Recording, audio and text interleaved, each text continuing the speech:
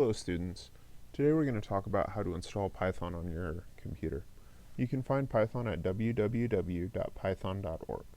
Once you get to the Python webpage, you can find the Downloads button, and that should bring up a tab that will allow you to find Python for Windows, for Mac OS X, or for other platforms. We're going to be using Python 3.5.1 for this course, so click the button for that section, or for that version. Once the Python download is complete, you can click on it to run it, which will install Python on your computer. You should be prompted for something like this. Let's go. Now the default settings should be just fine. I'm going to look at the special settings, make sure I have everything. We may not use all of these features, but it doesn't hurt to have them all there. I'm going to change my install path just a little bit.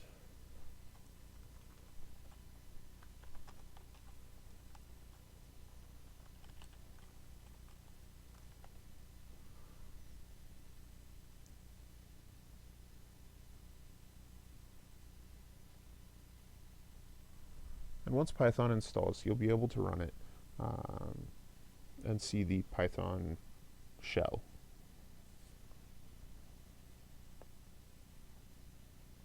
Now once Python is installed, you'll be able to run it by finding a program called idle on your computer. That's IDLE. Let's give this a second to finish up. One thing to note is that if you have the option between a 32-bit and a 64-bit version of Python, the 32-bit version is generally more compatible with some outside libraries you may be interested in using. For this course it shouldn't matter, but 32-bit is usually the safest bet. So again, once you have Python installed, you can type in idle, and that will pull up the Python shell. Now the Python shell can be used to run Python programs. So for example, we'll write a simple hello world program here. And when you run it, you can see that it works. Now this isn't the format we'll be using for most of our homeworks, but this is the starting place for everything you'll be doing with programming.